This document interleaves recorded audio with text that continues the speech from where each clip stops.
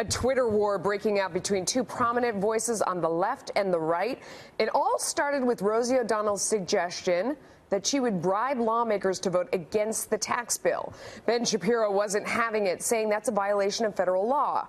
From there, things got increasingly, well, personal, with O'Donnell telling Shapiro to do things that we can't say here on television, prompting Shapiro to send out this tweet today. Just reported Rosie for targeted harassment, mainly to see if Twitter does indeed have a double standard.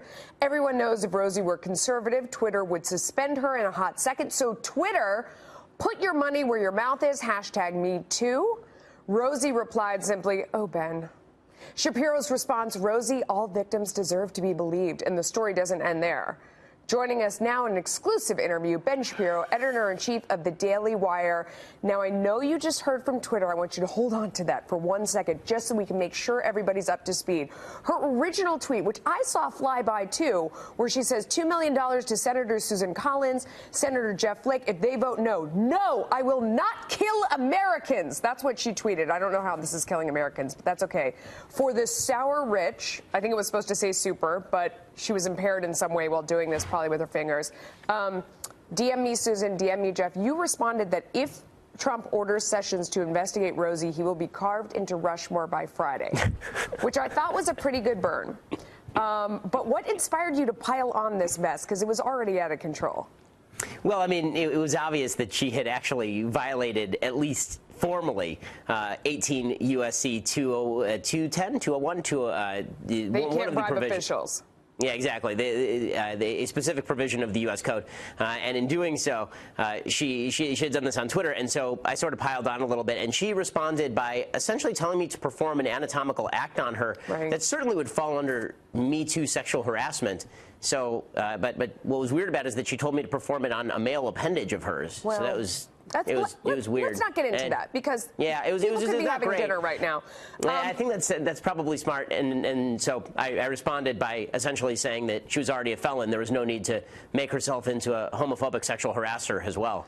So things sort of degenerated from there. Yeah, absolutely. The serious part of this is that she told you to do things to her that, of course, Harvey Weinstein and lots of people are in trouble for trying to get people to do to them. And if there was, I mean, if a man said this to a woman, you say conservative versus liberal, but if any of the normal tables were turned, people would recoil in horror and just would really be on your side, but not this time. No question. I mean, if I had said exactly the same words to Rosie O'Donnell that she said to me on Twitter, I have very little doubt that I would have been suspended or expelled from Twitter for targeted harassment or abuse under their rules. So I decided to find out exactly how Twitter operated, and so I reported her for targeted harassment and abuse, and then I have now received back their notice that apparently there was no violation of the Twitter rules, which is astonishing. They say that she did not actually perform behavior that crosses the line into abuse. Which I totally understand why we can't read these tweets on air, because they're really obscene and abusive, but that's why Twitter probably should have done something if they cared about enforcing their own rules. I actually don't want Rosie O'Donnell tossed off Twitter. I find her far too amusing, and I'm sad that she blocked me today. But that said, I think that Twitter should be held to account for its own enforcement of the rules, because it's wildly inconsistent. Yeah, look, we're looking right there where you can see that Rosie blocked you. It does seem very hypocritical on Twitter's part, which is sort of the focus, because Rosie has gone off a bunch of times before. I mean, she has a long Twitter history. Some of her best times were during the debates, where she called President Trump all kinds of names, comparing him to body parts, saying how orange he was, talking about his appearance. I mean, again, things that if tweeted at a woman, or if tweeted at Hillary Clinton about her appearance, people would be all up in arms. But this is what she was doing to Donald Trump. She even said he was like the snake oil salesman from Little House on the Prairie, which I kind of liked for obvious reasons. But all these things going on, she's on Twitter, but Twitter does nothing about it when she attacks someone with what should be sexual harassment. Do they have a track record of banning other people for saying things like this, though? Well, I mean, they do have a track record of at least blocking people's tweets that are considered abusive or suspending people who are abusive.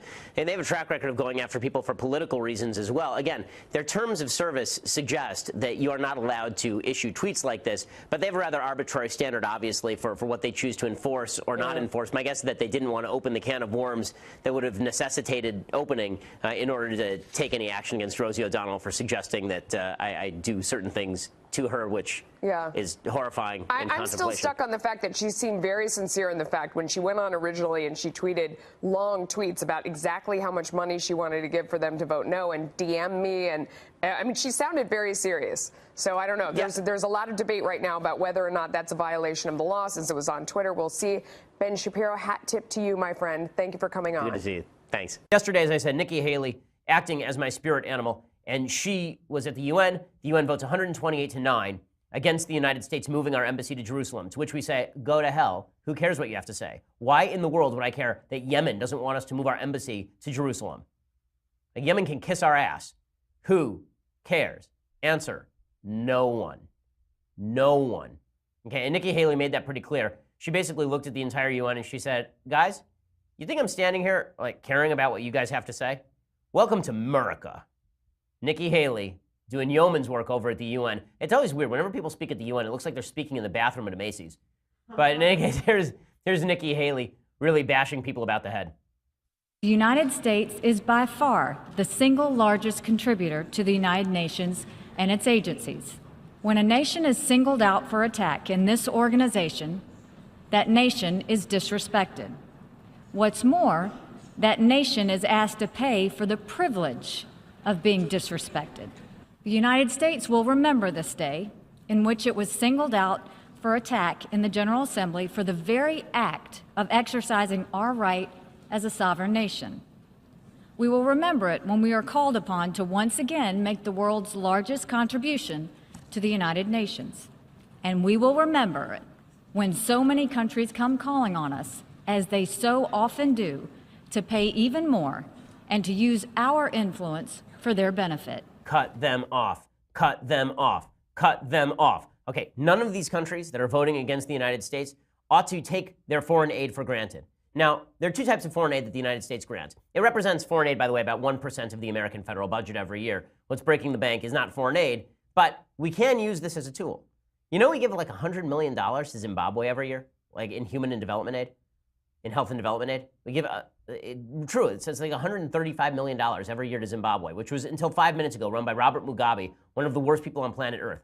There have been studies that show that foreign aid does virtually nothing. When you sign a check to a dictator, the dictator takes the check, immediately cashes it, builds himself a new palace, buys himself a couple of new female bodyguards, and then goes about his daily business, stooping the bodyguards and murdering his own people. Foreign aid, unless it is specifically channeled to the right areas, doesn't do a whole hell of a lot. And the UN doesn't do a whole hell of a lot. The idea of attaching strings to the system makes a lot of sense. Now, what's funny is that there are people on the left who don't believe this. So Philip Mudd is one of these people. He's his name is Mudd, literally. And he actually says this on CNN. He said that Trump was acting in the form of diplomatic prostitution. He said, let me be blunt here, Wolf. He said this to Wolf Blitzer. This is diplomatic prostitution. We're telling people, unless you vote with us, we're not going to give you money. And if your heart doesn't agree with American policies, we're not going to support you in terms of U.S. aid. That's not prostitution. It's just called diplomacy. Like, we actually get to attach strings to the checks that we sign to people. It's true everywhere, by the way. It's true in domestic policy, too. No such thing as a free lunch internationally or nationally. But what this really betrays is that there are a lot of people in the United States, living in the United States, who do not actually see the United States as a force for good in the world. They see it as a bad thing. They see it as a bad thing when we exert our power in the world. That's because there are really two different views of America on the world stage. View number one is that America is a big bully. This was Barack Obama's view in his apology tour early on in his presidency, that America is the big bully on the world stage. We're mean to people and cruel. We're overreaching. We're sort of a bull in a china shop. Sure, we try to do the right thing, but we usually do the wrong thing. And then there is the more traditional and correct view of America's role in the world, which is that we are the greatest force for freedom the world has ever seen and ever known. And the fact is, where American boots have set foot, freedom follows.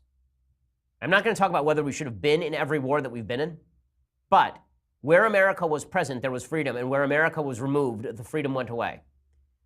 This is true in Vietnam, where when we pulled out of Vietnam, South Vietnam, a free country, turns into a communist hellhole. So does Cambodia. Right? Cambodia, where the Khmer Rouge end up murdering 1 million people. Right? When we pull out of Korea, out of North Korea is still a prison camp 60-odd years later. Right? South Korea, where we still have troops, is one of the freest, most prosperous countries in Asia. Forget about Europe, right? I mean, all of Europe would be speaking German right now if it weren't for the United States, including Britain. So the idea that the United States has been a nefarious force on the world stage or that we have strings attached, we should have strings attached because our strings are good. Right? Our strings are usually things like, we would like you to free up your press. We would like you to not oppress women. We would like for you to support United States foreign policy in strengthening our interests around the world. This is good stuff. The United States has never conquered nations to take them. The United States has conquered nations in order to replace regimes with better regimes. Ask how that's gone for Japan and Germany. The answer is pretty well. And by the way, it was going a lot better in Iraq until President Obama decided to precipitously withdraw from Iraq, leaving in his wake an Iranian-backed regime and ISIS in the west of the country, in the north.